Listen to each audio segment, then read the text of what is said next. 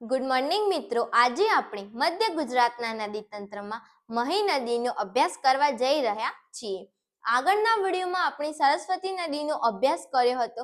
હવે આપણે મહી નદીનો અભ્યાસ કરીએ.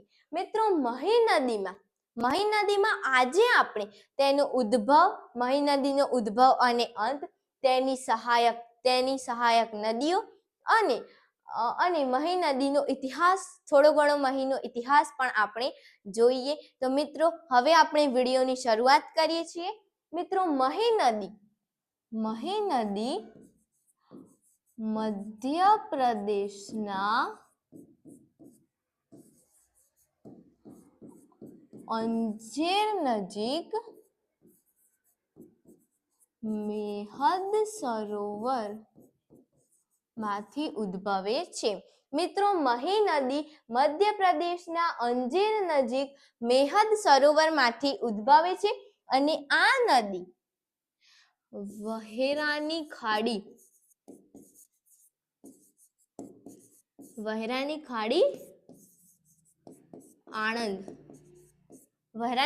આણંદમાં આ નદી અંત પામે છે. મિત્રો, આ નદી મધ્યપ્રદેશના અંજેર નજીક મેહદ સરોવરમાંથી ઉદ્ભવે છે અને વહેરાની ખાડીમાં આ નદી અંત પામે છે. મિત્રો, આગળ જઈએ એટલે આ નદી મધ્યપ્રદેશમાં ઉદ્ભવે, આગળ જઈને રાજસ્થાનમાં જાય અને પછી આ નદી ગુજરાતમાં પ્રવેશે છે. મિત્રો, આગળ જઈએ એટલે આ મહી એકમાત્ર એવી નદી છે કે જે મિત્રો કર્કવૃતને 2 વાર ઓળંગે છે.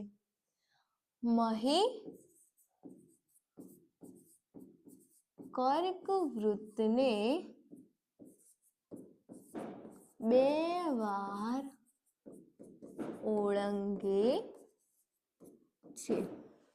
મહી મિત્રો એકમાત્ર એવી નદી છે કે જે કર્કવૃતને 2 વાર ઓળંગે છે અને બંને વખત રાજસ્થાનમાં જ ઓળંગે છે કર્કવૃતને. તે ગુજરાતમાં ઓળંગતી નથી. બંને વખત રાજસ્થાનમાં જ કર્કવૃતને ઓળંગે છે. મિત્રો, આગળ જઈએ, જેવી આ મહી નદી રાજસ્થાનમાં જાય એટલે રાજસ્થાનના ડુંગરપુરના વિસ્તારમાં પ્રવેશી જાય.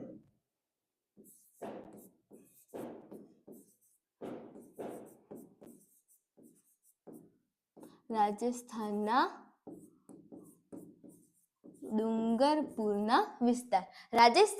ડુંગરપુરના વિસ્તારમાં આ નદી પ્રવેશી ગઈ. આ મહી નદી પર અહીંયા મિત્રો એક બંધ બંધાવેલો છે અને આ બંધ વાસવાડાનો બજાજ બંધ છે. વાસવાડાનો મિત્રો બજાજ બંધ છે. તો મહી નદી પર રાજસ્થાનમાં અહીંયા બજાજ બંધ આવેલો છે, તે વાસવાડા જિલ્લાનો બજાજ બંધ છે. મિત્રો, નીચે જઈએ એટલે હવે મહી નદી ગુજરાતમાં પ્રવેશવા જઈ રહી છે અને મિત્રો, મહી નદી ગુજરાતમાં સૌ પ્રથમ મહીસાગર જિલ્લામાં પ્રવેશે છે.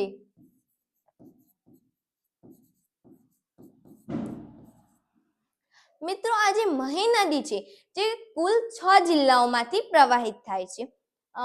આગળના વિડીયોમાં આપણે સરસ્વતી વિશે જોયું હતું. સરસ્વતી 7 જિલ્લાઓમાંથી પ્રવાહિત થતી હતી અને આ મહી છે તે 6 જિલ્લાઓમાંથી પ્રવાહિત થાય છે. તો તે જિલ્લાઓના નામ આપણે લખી લઈએ. સૌ પ્રથમ મહીસાગર, પંચમહાલ,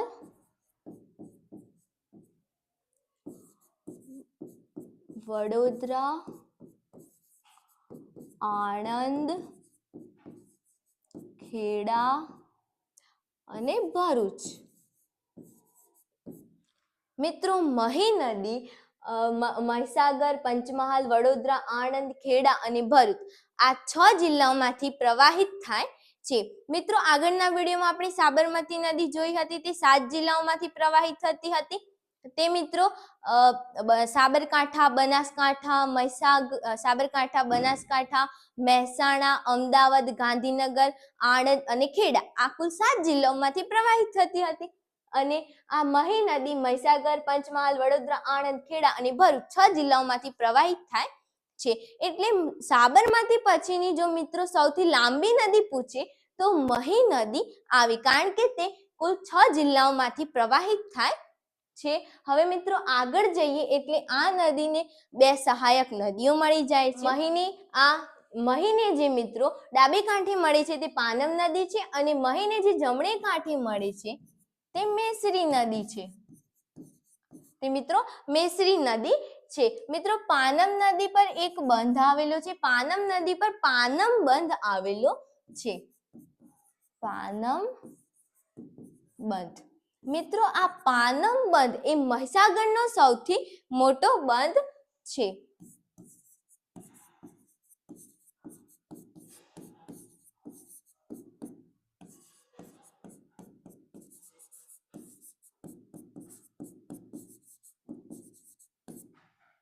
પાનમ મિત્રો મહીસાગરનો સૌથી મોટો બંધ છે.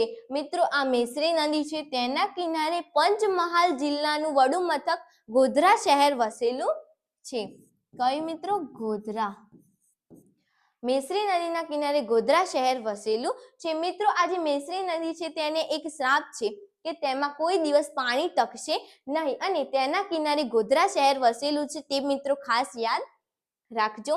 હવે નીચે જઈએ એટલે ફરી તેને મહીને 2 સહાયક નદીઓ મળે છે. મહીને ડાબે કાંઠે જે મળે છે તે નદી અનાસ છે. મહીને ડાબે કાંઠે મળે છે તે અનાસ છે, અને જમણે કાંઠે મળે છે તે ગલતી નદી છે. કઈ મિત્રો? ગલતી નદી. આ ગલતી નદીના કિનારે ગલતી નદીના કિનારે ગલતેશ્વર દેવાલય આવેલું છે. કયું મિત્રો? ગલતેશ્વર દેવાલય. મિત્રો અનાસ નદી મહીને જ્યાં મળે છે, અનાસ નદી મહીને જ્યાં મળે છે ત્યાં વણાકબોરી બંધ આવેલો છે.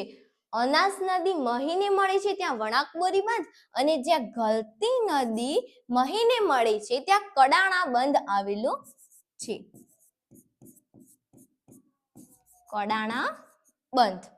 મિત્રો આ બંધ વિશે થોડી વાત આવી તો આપણે બંધ વિશે ચર્ચા કરી લઈએ થોડી.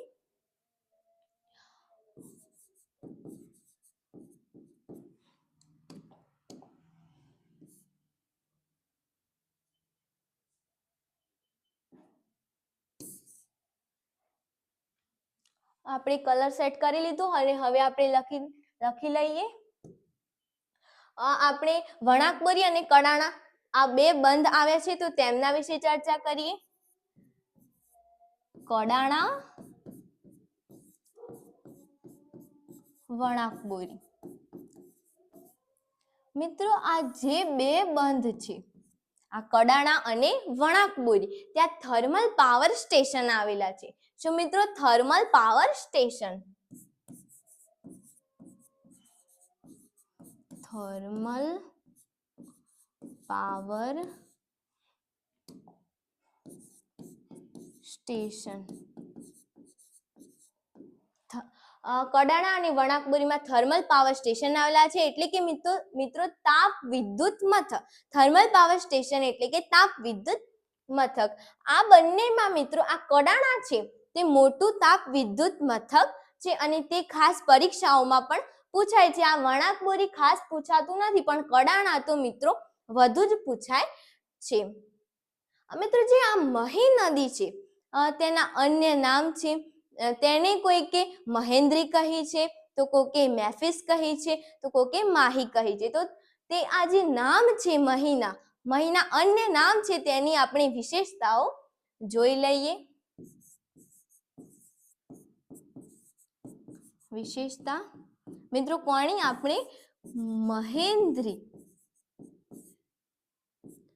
મહેન્દ્રીની વિશેષતા જોવા જઈ રહ્યા છીએ. મિત્રો મહીને મહેન્દ્રી અલ્બરૂનીએ કહી હતી.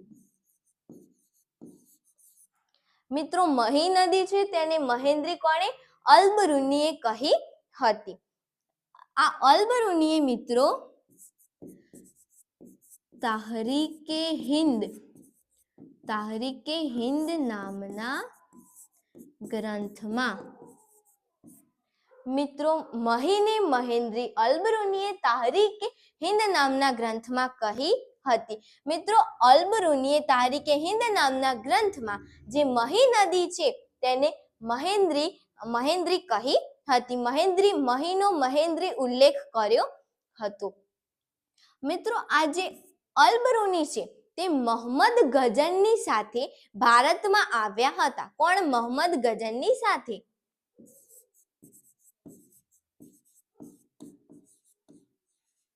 મોહમ્મદ ગઝનની સાથે આવ્યા હતા. મોહમ્મદ ગઝનની સાથે કોણ આવ્યું હતું? તો અલ્બરૂની મોહમ્મદ ગઝનની સાથે ભારતમાં આવ્યા હતા. મિત્રો મહીને મહેન્દ્રી અલ્બરૂનીએ તારીકે હિંદ નામના ગ્રંથમાં કહી હતી અને આ જે અલ્બરૂની છે તે મોહમ્મદ ગઝનની સાથે ભારતમાં આવ્યા હતા. મિત્રો હવે આપણે મેફિસ મહીને મેફિસ કોણે કહી છે તેના વિશે જોઈએ. મહીને મેફિસ ટોલેમીએ કહી છે. મહીને મિત્રો મેફિસ ટોલેમીએ કહી છે. મિત્રો ઈસુની બીજી સદીમાં ભારત ભ્રમણ કરવા આવેલ ક્લાઉડિયસ ટોલેમીએ મહીને મેફિસ કહી હતી. તેણે જે પુસ્તકો રચ્યા હતા તેમાં મહીને મેફિસ કહી હતી. ઈસુની બીજી સદીમાં ભારત ભ્રમણ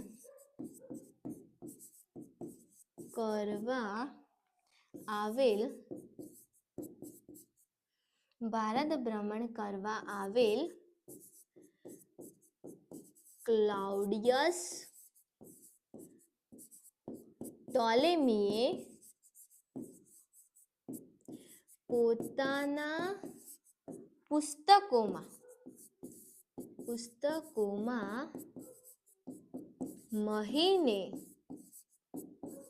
મેફિસ કહી હતી. કોણે મિત્રો? ક્લાઉડિયસ ટોલેમીએ પોતાના પુસ્તકોમાં મહીને મેફિસ કહી હતી. મિત્રો મહીને મહેન્દ્રી અલ્બરૂનીએ તારીકે હિંદ નામના ગ્રંથમાં કહી હતી અને મહીને મેફિસ ક્લાઉડિયસ ટોલેમીએ કહી હતી, જે ઈસુની બીજી સદીમાં ભારત ભ્રમણ કરવા આવ્યા હતા અને તેમના ઉપર તેમણે એક પુસ્તકો રચ્યા હતા. તેમાં મહીનો ઉલ્લેખ તેમને મેફિસ તરીકે કર્યો હતો. મિત્રો આપણે બંધ વિશે થર્મલ પાવર સ્ટેશન મહીની વિશેષતાઓ જોઈ લીધી. હવે આપણે આગળ જોઈએ. એટલે મિત્રો તમને આ જે દેખાય છે, મિત્રો આ તમને જે દેખાય છે તે મહીના નિક્ષેપો છે. મહીના નિક્ષેપો. મિત્રો આ જે મહીના નિક્ષેપો છે તે મહી અને ઢાઢર આ બંને નદીની વચ્ચેનો વિસ્તાર છે. મહી અને ઢાઢર આ નદી વચ્ચેનો વિસ્તાર છે. તેને આપણે વાકડપટ્ટાના નામે ઓળખીએ છીએ. મહી અને ઢાઢર આ બંને નદીની વચ્ચેનો વિસ્તાર એટલે કે મિત્રો વાકડપટ્ટો અથવા તો મહીના નિક્ષેપોનો વિસ્તાર એટલે કે વાકડપટ્ટો. આ બંને અર્થ થાય છે. મિત્રો આગળ જઈને આ નદી આણંદમાં વહેરાની ખાડીમાં મિત્રો અંત પામે છે. મિત્રો આપણને વહેરાની ખાડી યાદ આવે એટલે મહીસાગર વન યાદ આવે. શું મિત્રો? મહીસાગર વન.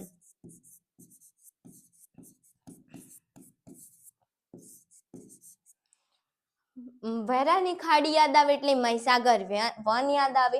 મિત્રો આ મહીસાગર વન ક્યાં આવેલું છે?